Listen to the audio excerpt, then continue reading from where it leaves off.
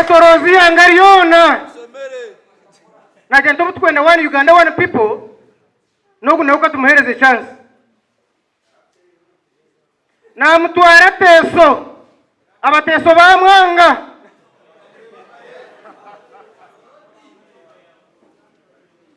Teso haka honere bochora yaje tukumwenda ogu. Honere bariko tukumwenda. Honere warasa tukumwenda. Honere ninyenda kureba Rwampara district. Represent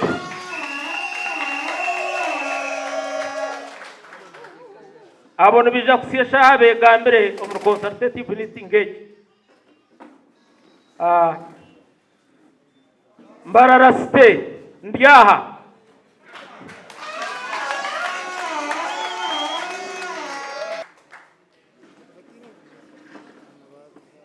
district simshanjo nzezo. Oh, ariyo Bishop Stuart twagereza.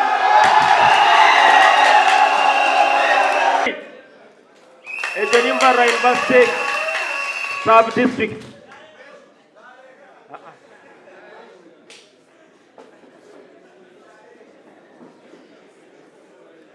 Arho abagenya baragaboje umwemerere tubarebe. Abana abagenya baragaboje.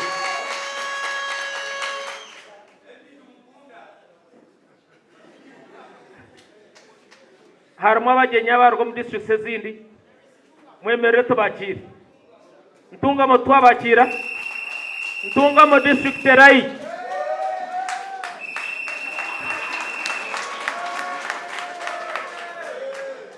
Mwebare munonga. Na nabandi bagenya bakuru boye nabarwo mu district zindi twabakira nababo. Twaza kweyongera akurikira program kweri tugumize mu rukiko. Mwebarege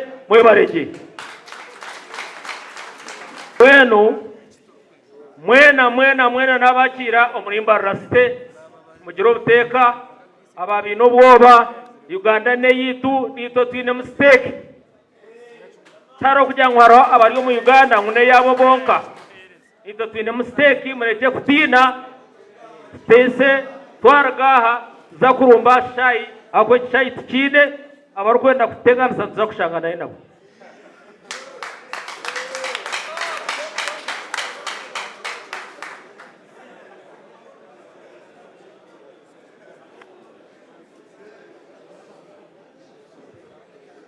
Mwamureba ejo nemanzi yitu no mjirotash ni investor aine sento inezindi ara tina charu kumukora one Uganda one people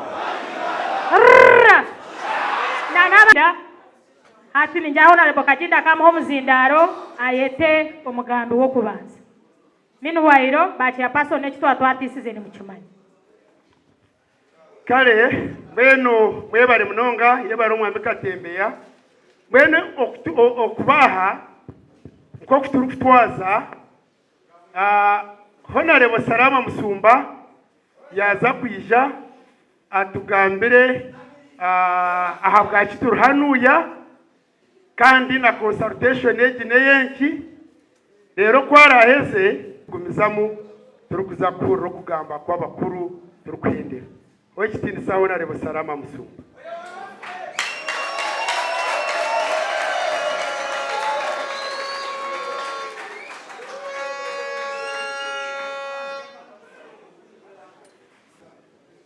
One Uganda, one people. Banange sanyiso balaba.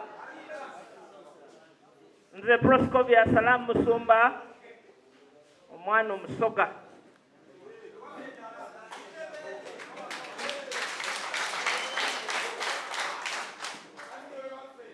Banange sanyiso nnyo balaba olunaku lwa leero. Era bwenzize wano zijukidde ebyedda. Lwakubaho eno singa eyogera yanditujjukizza nti Parliamentary Advocacy Forum yatuula wano okukuŋŋaanya Abannayuganda ffenna okulwanyisa okukyusa ssemateeka w'eggwanga. era twatuula wano era nange naliwo nga kyetuwakanya kyali ki nti ssemateeka bwe twakola mu 1995 tetuyinza mukyusa mu buwaayiro nga tetunnabukozesaako article 108 era twatuula wano nga bwe kuli na kaakati ng'era poliisi etulinze tetukkiriza kubuulira bannayuganda banyambalala kiki ekyali kigudde mu nsi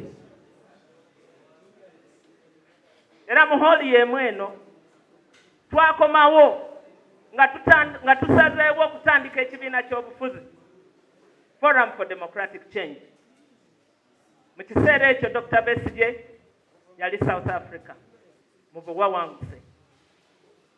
Ffe ttiimu eyali wano e Uganda nga nze ngikulembedde twajja era ne tubabuulira banyambalala nti waliwo ekisobye mu ggwanga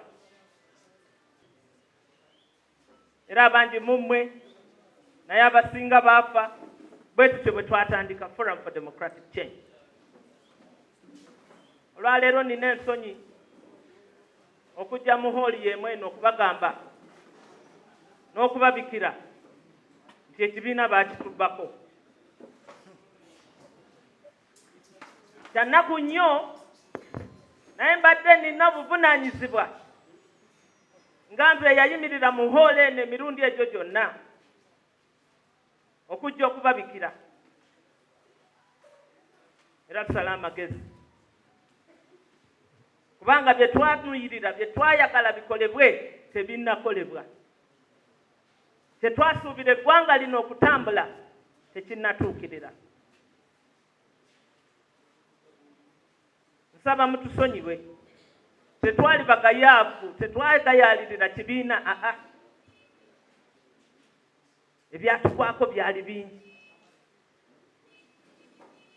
ebyo bye tuzze okwogerako nammwe n'okubalengeza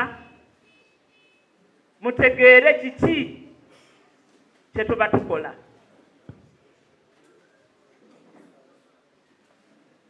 Tufunye obuzibu ti bannaffe ab'Ennajjanankumbi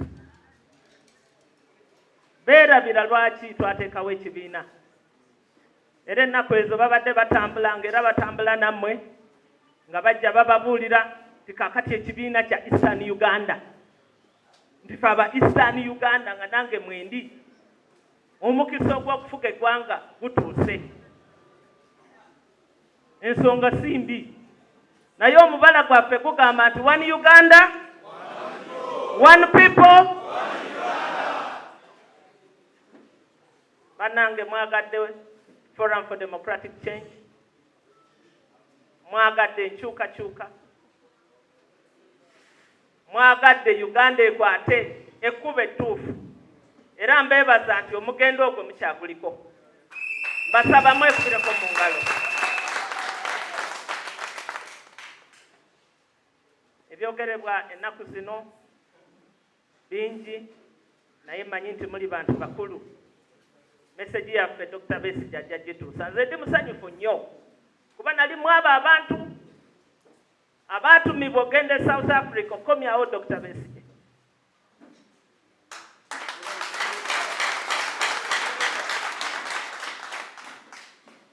Nalimu Advance Party. Tewali kyateesebwa kye simanyi kuba naliyo. Ne tumusaba akomewo atukulembere mu lutabaalo luno.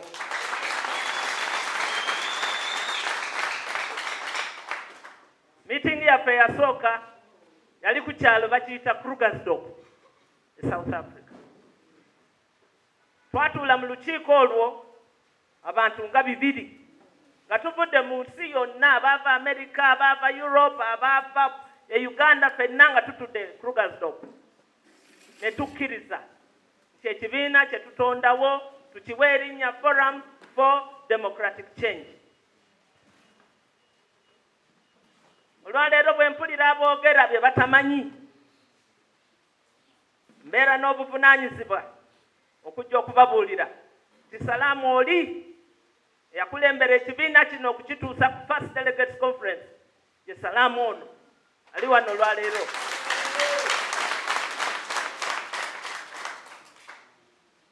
Twesiimye nti omusingi gwe twazimbirako struggle eno retired Colonel Dr. Kizza Besigye akyaliwo.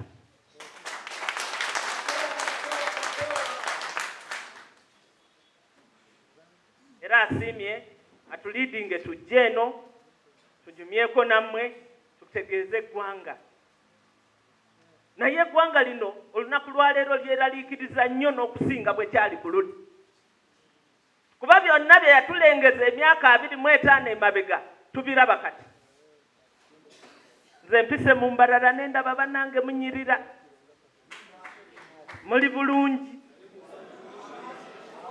Amatooke gabakoledde. Amata gabakoledde. Ennyama ebakoledde. Kakati obuvunaanyizibwa bwe tuyina mu kukunga eggwanga lino kukuuma bye tukoze. Kukuuma bye tukoze. Kuba bwe tutabikuume ebyagwa ekoboko tebineebaka. So mukkirize mbeebaze nti mutukoze bulungi okuvaawo nga tuteesa, okuvaawo nga tujjukira. Kuba ekibiina kino tukizimbidde ku musaayi gw'abantu. Ennaku ennuma nga Saamu Njuba taliiwo. Ennaku ennuma nga Vincent Kimera taliiwo. Ennaku ennuma nga Sulaiman Kigunu taliiwo. Tetuyinza kukkiriza kutembeeya kibiina kizimbiddwa amaanyi. Obwongo enteekateeka.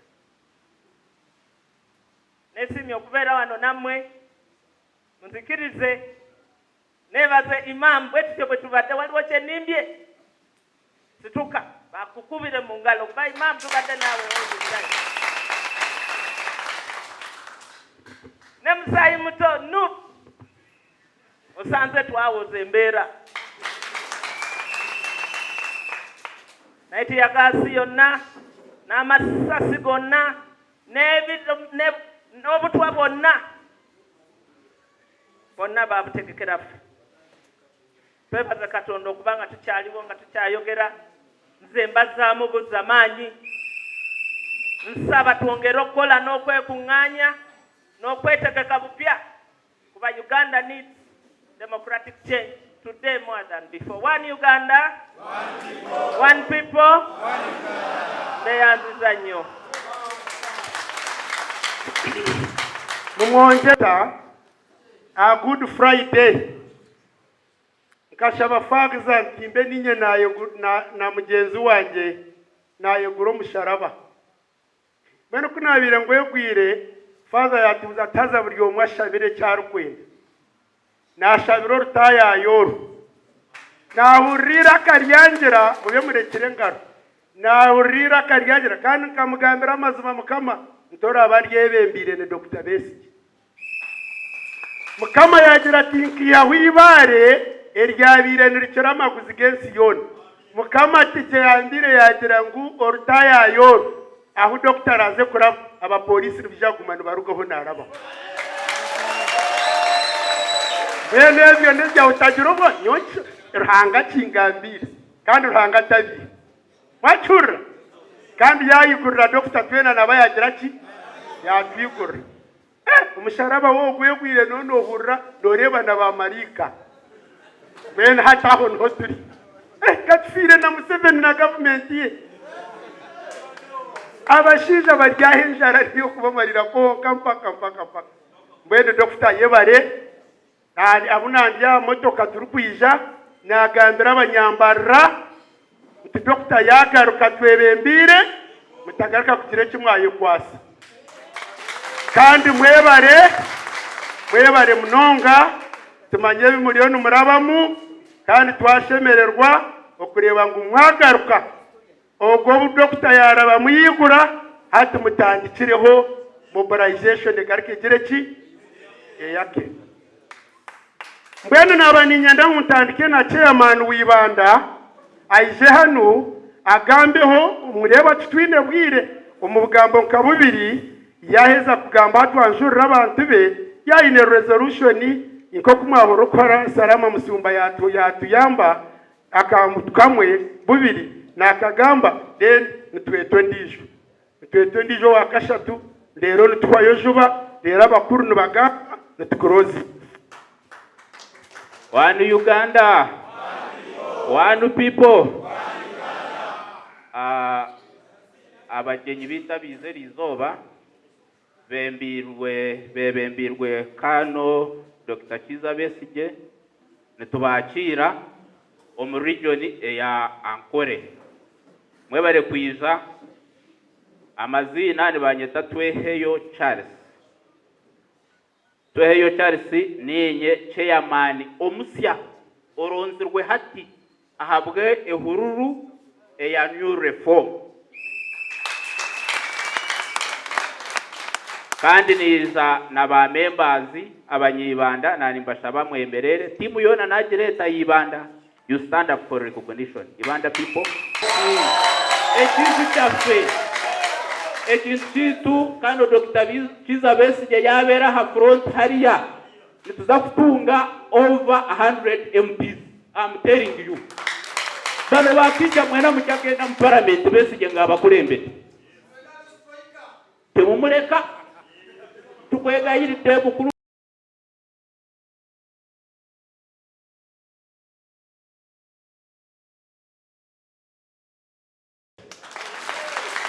Mwongere chairman Charles Tweheyo okuba kamutera n'imisumaro mu mutwe onka hanuya na hati na tukora yebare Tweheyo obona kwerero ka wayenda kugera mwoti mbweni yebare kugaruka chairman Rwampara omwami Amoni Yesu gomwe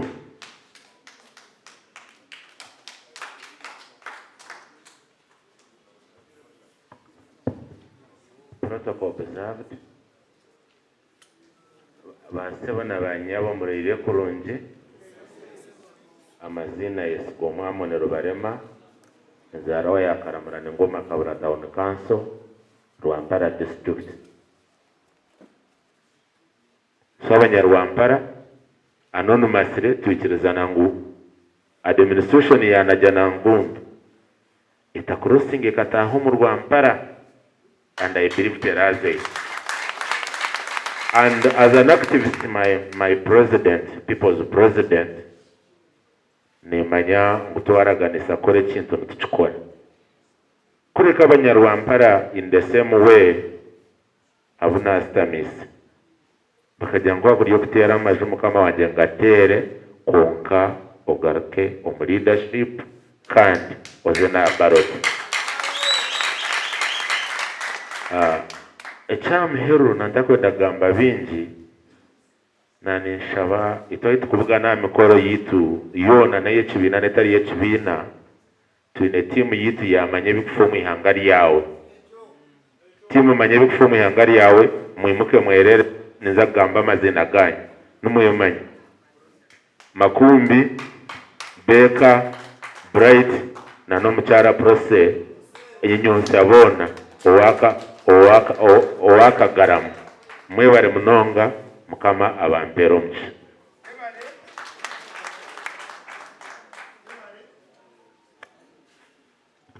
yebare ninyenda kubasha babake ya persons mube brief mureba twine time twenda ngo twe omukuru time atshobore bintu bishoboroke kare chairman Kazo actually bake ya persons mwena muija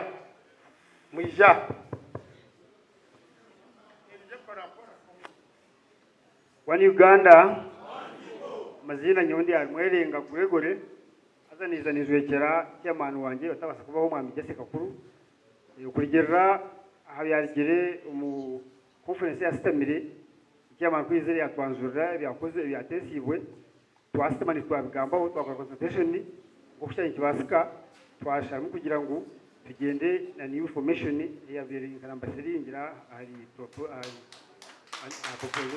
meeting nuko twahindeye tyo kandi kazo twina bahagizi konka binja abakweshereka wembere turumwa abumwanya gwitu kuturumu abagizi bengi konka ito ya front executive kagironda yo nizwire kuga a district ya yiguru ushika hameruka na una byaro twine members bengi mwe bari munonga yebare wakikoraje munonga Ntungamo district chairman.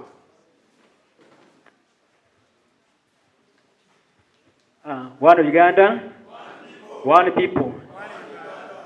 Izina ndinamanya Jackson Bwanunu najwekera chairman wa Ntungamo district yashiro mu rwego mwanya konka yahisa yashasha kandi yoni nkoranka general secretary ahabwa Ntungamo district kandi waba training nka Ntungamo district electoral supervisor unajya nankumbi yabirete mu burizo kugira ngo nteze obururo bo bayi barukwenda kugira ngo bakupe sete zindi kwetaga zone kabagambira mutinde ku kibasa konka Ntungamo district epasingire resolution yo kugira ngo hazeho new formation tuzomukiriyena icyakwasa kutwaro bisho kandi yagaraka yajyango tushabe Dr. Kado Kiza Besije kugira ngo agumo mu leadership akwano we ari kubasa kutwaro mbisho we bari muno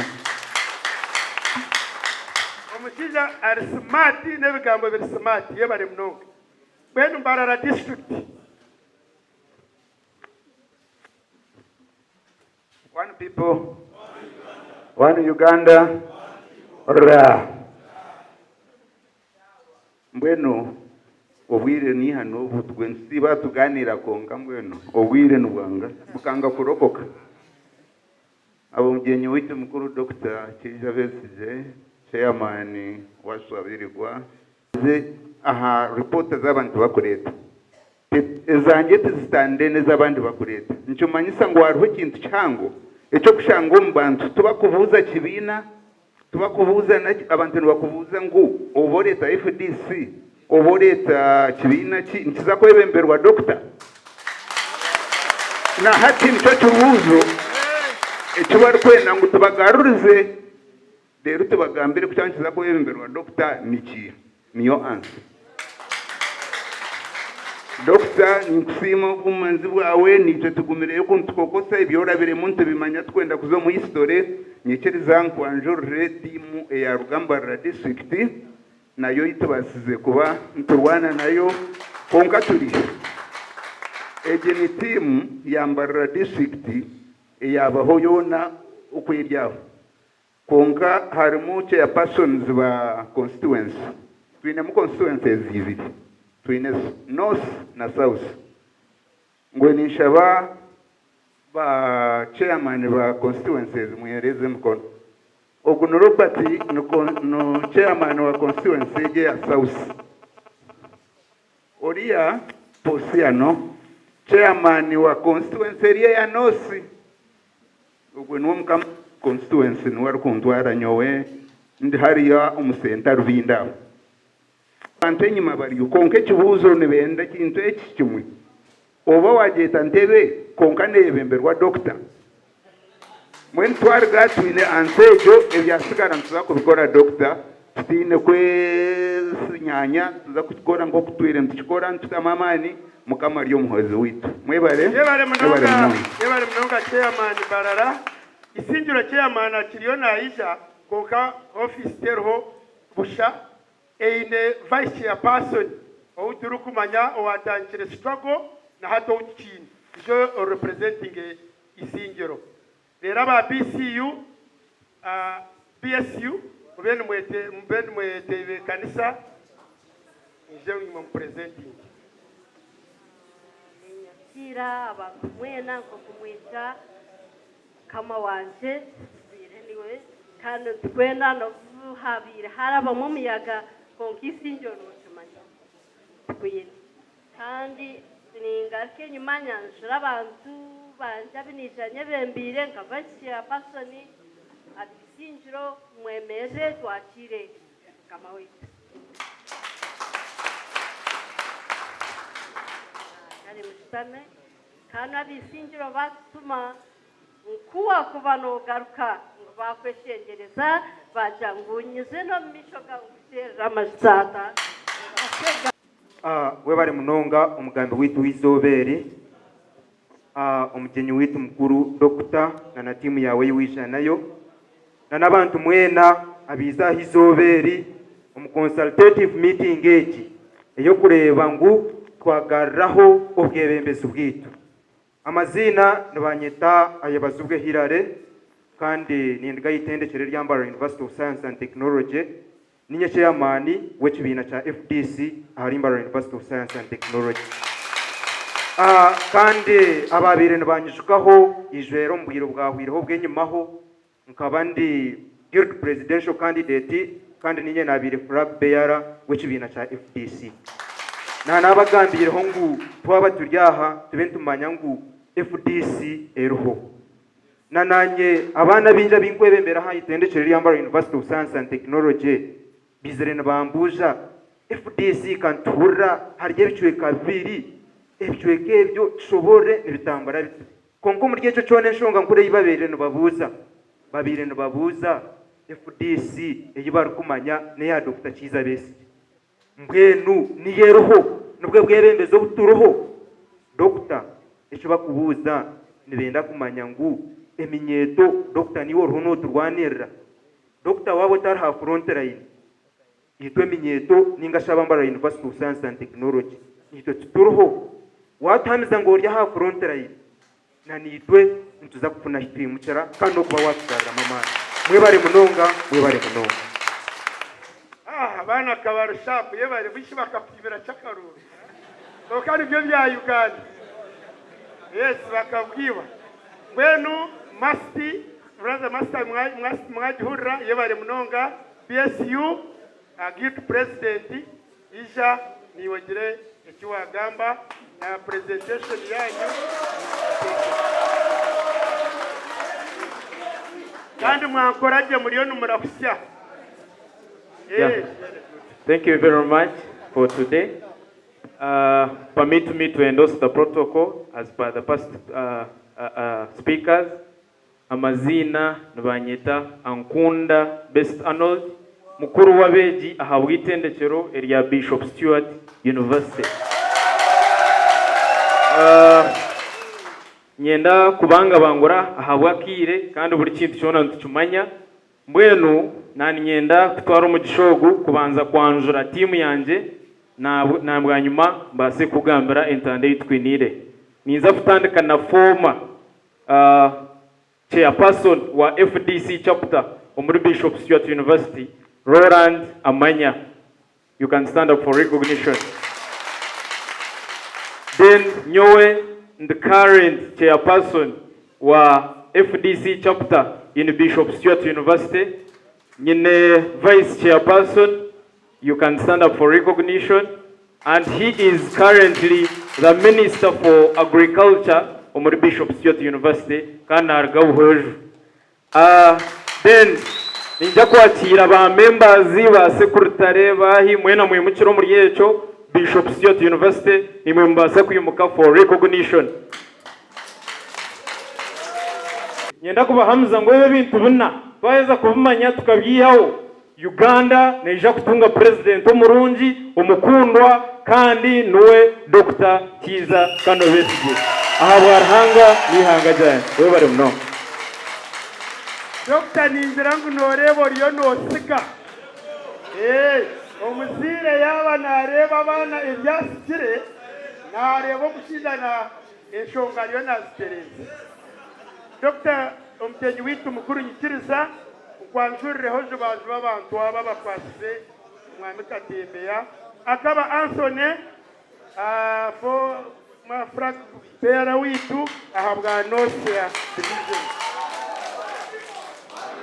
atsasire akasa kumane MPCT for Thomas Parai Nick Kashiza MP owaje na kirabwa South division Twesike George chairperson former chairperson wa Mbarara City Michael Mushabe chairperson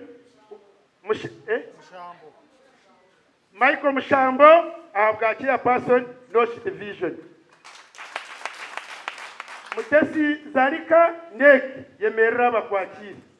Omwishoku mumwakire. Atkorro murimo murungi.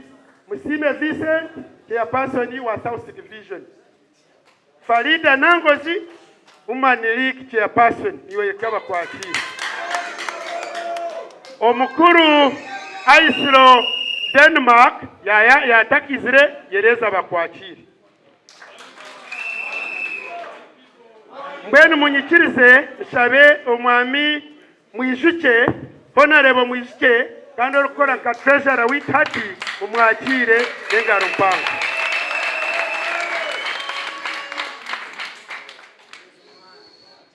ayekorire yakore cyane kubasa yahumuza nayekorra nukwe leadership shemye kuba negenda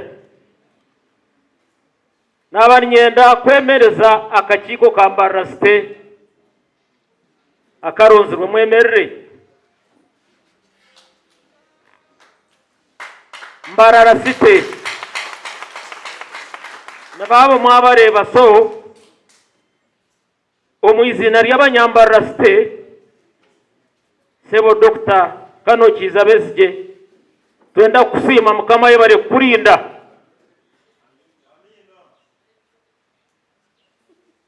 abo kubana karoho niwe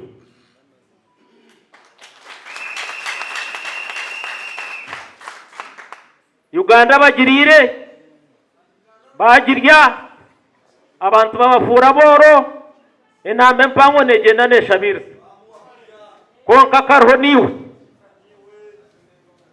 webare obutarya ngusi nkabana jana nkumbe yibarire bakatunda mwihango abanyambara site bakanga ngo tuja kugenda nabo nyenda kubagambira nka chairman wa Western Region district 38 najana nkumbe akasigara yibi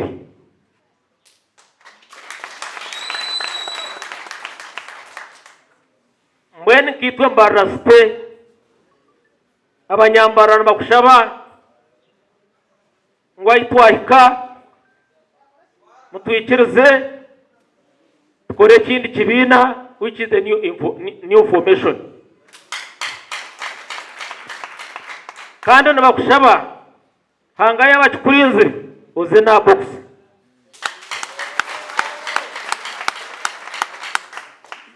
kandi nyina masiko takubanganisa Dr. Tanganaza kukamani e box nogizo de nabaza kubahe sente nabazirya kunkati barije kubona abantu aho ko abantu bino kushasha opposition ne yongera aho ko bizubuni bye yongera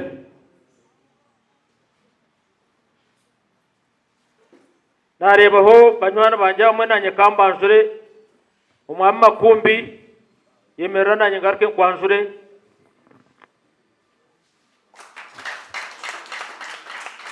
yebare konkato jogero uhamerarki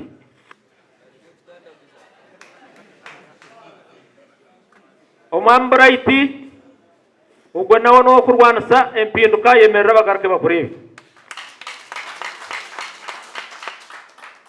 nabo bija kutereza umuzi abo twena tuyabo opposition kandi twena twera hwerana focus nemwe ahandi twenda kuturarga ngo muntoteka tekiri twenda turumbe nyamutobora batire kishayi konka bariyo mbakibuzabuza mwana wanje RDC nani nkushawano kunda abanyambara ko kutwire niwe ureke tendera umukoro gwitu abo kubekishayi kiri free no kimanya ngambere niwe konka reporte y'inkutunga bariyo mbagira wabantoriyo no bahanza za tensi kandi kurga tarohana shana mwambasa kutereza hadi nkagatiye tawe mwebare gi sebo mwami Amoni babwe yakiye kuruga rukungiri ni ishaka niwe yemerera twakire ogwe ni mobiliza wokwe kandi ariyo natukoro murimo mbwenu munyikirize honorable Mwishuke Francis nawe tuberire tara memba wa parlamento mu region ne yankore agira radio mbwenu ni nyenda ngo ayimuke nawe aija baganireho Honorable Minister. One Uganda. Basebo na banyawo muriyo. Mwe bare kwija. Bwenu nyenda kugamba ho gace.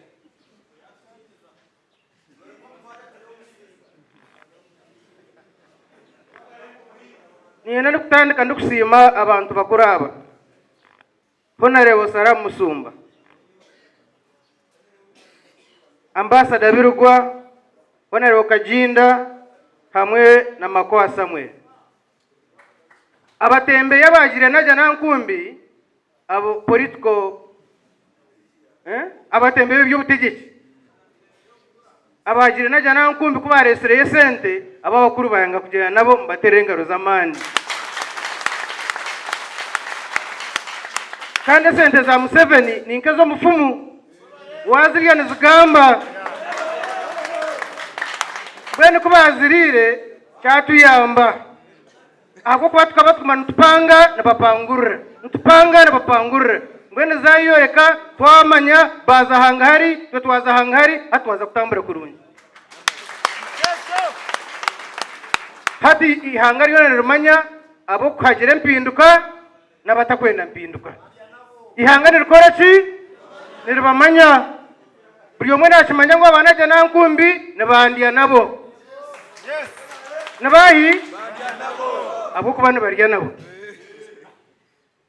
bwene hate kintu cyaza kwanguha ecya kabiri nyenda kubesasiza nyonka mwijuke akwanke etorora ihanga ryona etorozi ihanga ryona najya twenda one Uganda one people nogu nauka tumuhereze chance na mutwara teso abateso bamwanga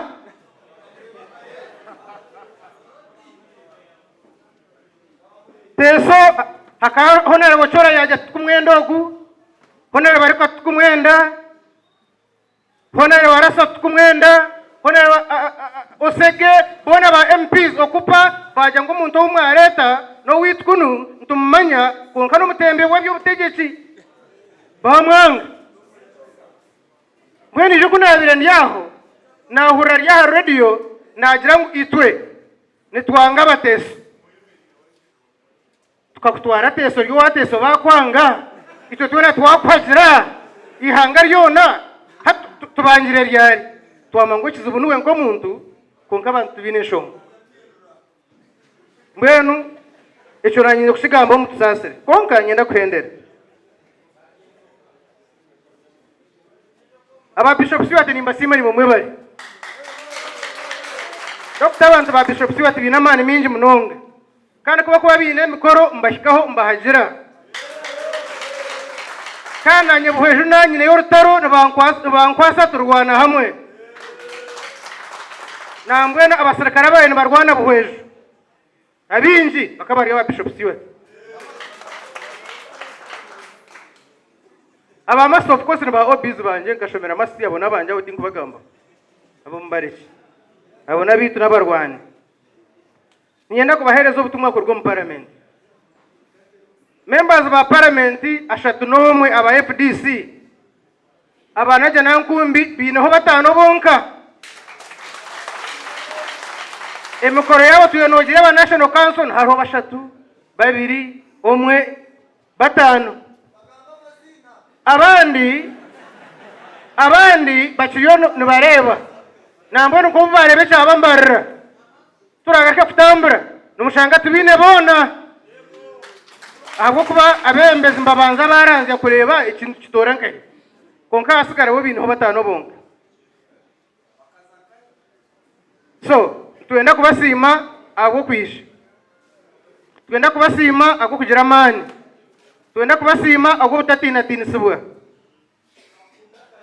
echurunji turiyo mbiro bya Pasika mwene mbiro bya Pasika sande mwe hwireho twantura kuza Palm Sunday Yesu Kristo akataha omuri Yerusalemu bamwakira n'akara kamani n'akara kenshi konka kwagira kwa 5 bagira ngo bamubamba bamwashira bakambaje ngo bamubambe ahasande bakarebesha ngora karamare ari wakatano bajya ngo akora ki bamwite hakarone nkoze bizona bangweza bazereke bite Yesu mwe Dr. Besigye humura wari abantu bakorebya nkabo abakozeraho niwe abarukumanya nomangu nandara karanje nankumi nabuze ngo Dr. Besigye niki mutoye atane kire kibina atogwe ni Yuda so ohumure ahubwo na Yesu akakora ki akaberabo konka kirungi ahasande kwa 5 kandi Yesu yakora ki mwenche mayisa ngo FDC neje kuzoka ukara rwenda kujunda no yumuturamere konka process yo kumera rubanza rwabariti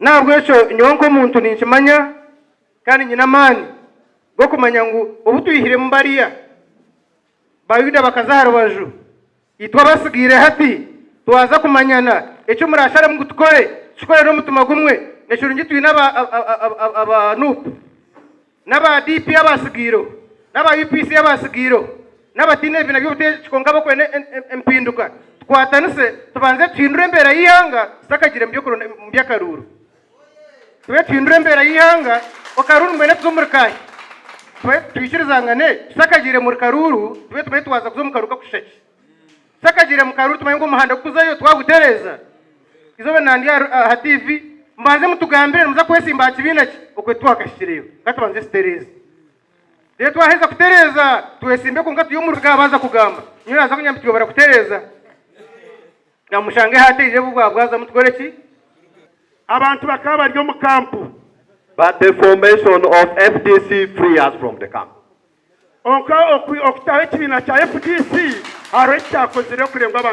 want to put this one very clear. It's not the fighting of UPDF. It was the pressure mounted by Dr. Besigye when the entire Choli sub-prison voted for FDC. The government realized if we don't talk to these people, to LRA, the FDC is going to take over this government. Uganda, abantu barukufiryomu omuza campusi, abantu batarukushohora, konka habwa pressure, eyimuri kumanya ya kano kiza Besigye, akagitekaho, n'abandi abiyabirayine, abantu baruko mu camp hati. For us, we take Dr. Besigye as Jesus who have come to help us. Abantu bo mu Northern Uganda, batwara mu Dr. Kiza, ka Yesu Kristo, oyizire kufera abantu. And I want to thank you very much. I will also say this in Rukongiri, for bringing up a very, very good son who had helped to liberate this country. Naenda kubasima sime n'abantu barukungiri ahabwo kubazarro mwana ko orutarukitina. We the people of Acholi, we are fully behind Dr. Besigye cause, not another cause. Abantu bo mu Northern Uganda bona bahamisa ngo barye nyuma ya kano kiza. I wanted to agree with the chairman who said many members of parliament lost because Besigye was not in the ballot paper. Oko wakamba chairman omwe yagira ngo ba members bingi bakabarabamu abo kugira Dr. Kiza Besigye akabatara ballot. I also lost because Besigye was not there. I would have also been in parliament. Kuno jangu Dr. Besigye akabaye musuna uko mu parliament. When we are approaching, I was thinking that I will not get people showing the signs when I was approaching Barara. I said when we were approaching Barara, I didn't think that I was going to see people showing FDC signs. But I was very surprised.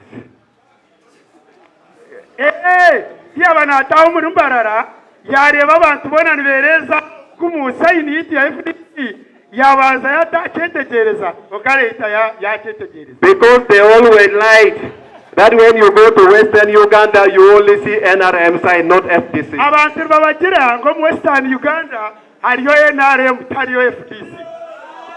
Can I see the sign for Dr. Besigye?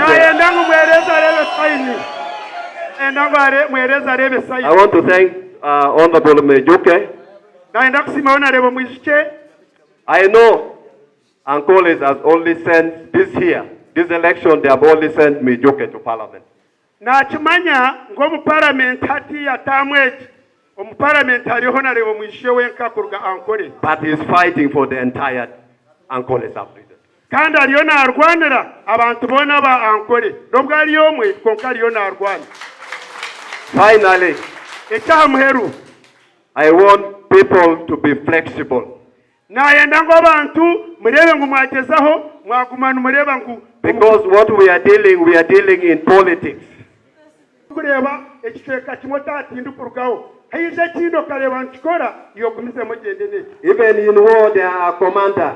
No mu rutaro harimo abako barwebendire ba commander. And all of us, our commander is Dr. Besige. Mbeno rutaro rutine commander witu ekano kiza Besige. When Dr. Besige to liberate this country. Ngweni nashaba mwena twena turebe ngutwaze nyuma ya kano kiza Besige okureba ngwihangeri twarunura ryagarukomera. Because he stands for the motto one Uganda, one people. Akubona yemerera ahamazima ga Uganda, one people. Apoyo mateke. Apoyo mateke. Yarebasa. Honorable Makoka, you can represent the Eastern region. I'll be very brief.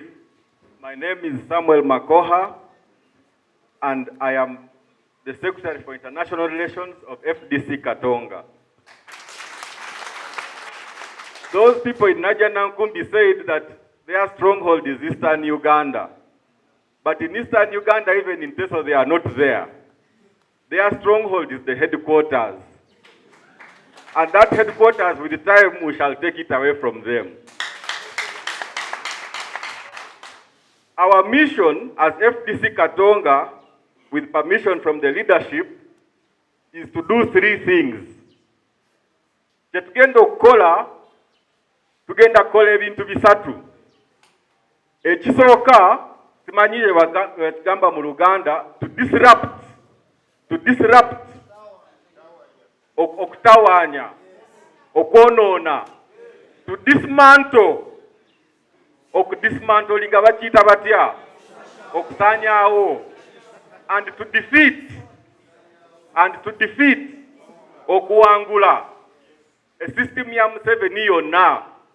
Okudisruptinga tugenda kikola mu ngeri ya science, era ebiseera ebijjeeyo tugenda basomesa science oyo okudismantlinga ekintu kya Museveni.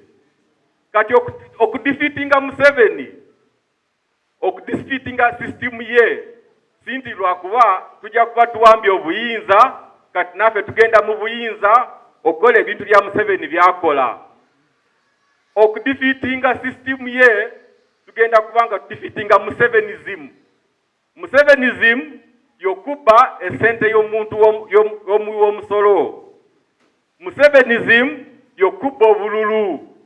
Musevenism yokuba ettaka. Ebyo byonna bye tugenda okulwanisa tulabenga tubidefeatinga, tufune Uganda empya nga Dr. bwagamba, fena tutambule ne swaga. N'olwekyo mu biseera ebijja tugenda kusomesa science agenda okutuusa ku bintu ebyo bisatu: dismantle, disrupt and defeat Musevenism. Mwebale nnyo, mwebalire ddala. Thank you so much, my brother Samuel Makoka, and we want to thank you because you have been leading us everywhere we are going. Now, let us hear from our SG, interim SG, Honorable Kaija.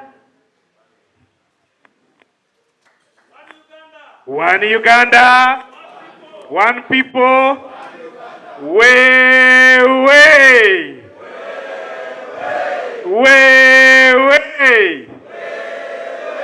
Ankole moto.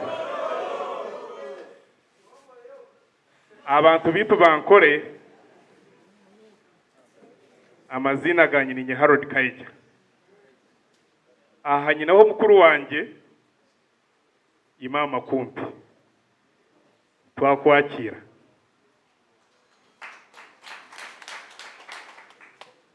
habwokuba ninyenda message yange yikeje nyenda okugamba omu Luganda bitubere na demand okugabaho olumulunyankole abantu bakikenge bwomukadiyene ekanje olunyankole nindukola ki nindumanya.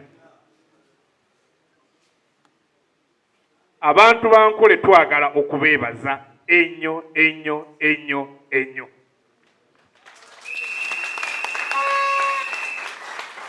Njagala okubeebaza nga Misopoka bwagambye okutwaniriza mu nkuba. Ekyo mukoze sayini ey'amaanyi. Tube tulowooza mu nkuba mugenda kubeera mu buliri ne tutegedde nti mwategedde mbweno katonga gaba ki mazzi.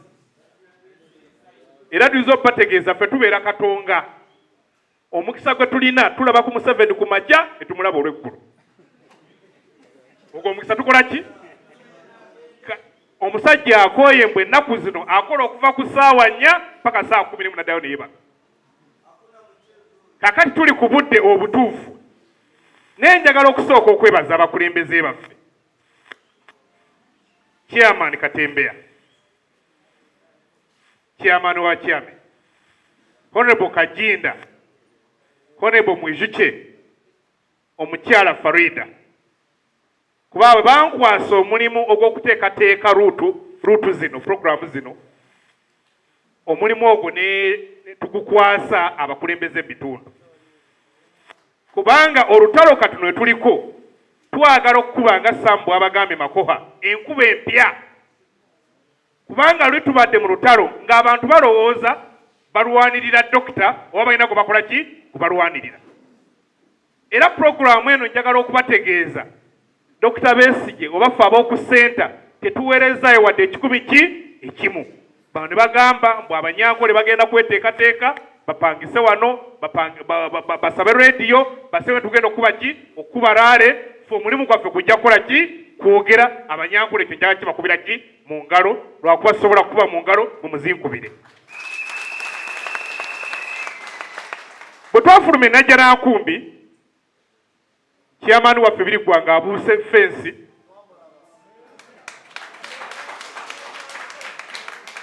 nali awo ne mbaka yingini nange akaija yingini ngikwate naye ngikola ki nengikwata yingini y'emmotoka FDC nengitwala Katonga era mbeera nayo. Kati ekintu kye mulabe Najjanankumbi mwali mugenze mu maka g'omukadde nga mulimu emmotoka yafa nga n'eyingini baagitunda. Kakati Najjanankumbi bweto bwekola ki bweri erabikanga Benzi erabikanga Toyota naye nga tekyakola ki tekyali. Era kimu ekituleese wano okwebuuzaako kwe kunoonya abantu kye balowooza ingini yaffe tugisaako housing ki tugikupa ekisumuluzo etandika okukola ki okutambula kye kituleese wano.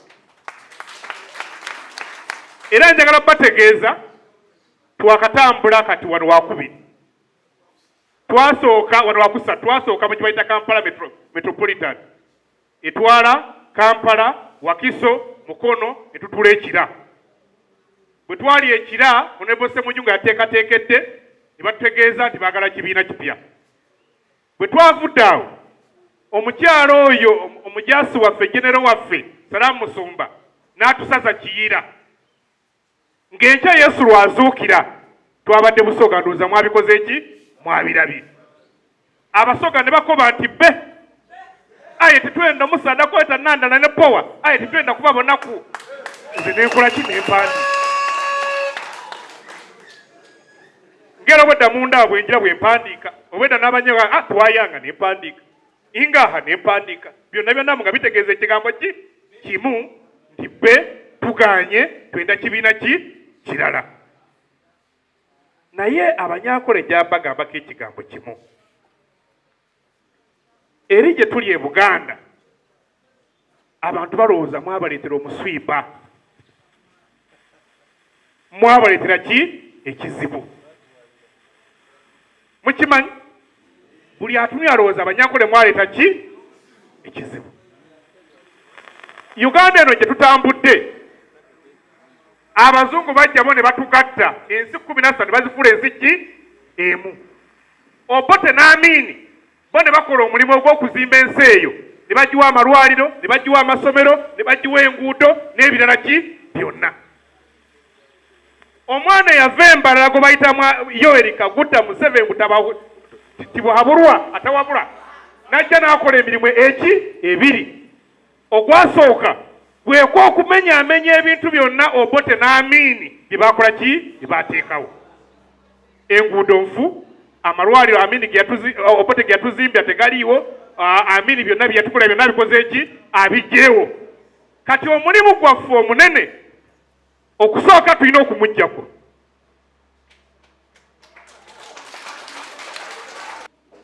Ekyokusatu tuddemu tugizimbe. Ogwo mulimu si munene si mutono.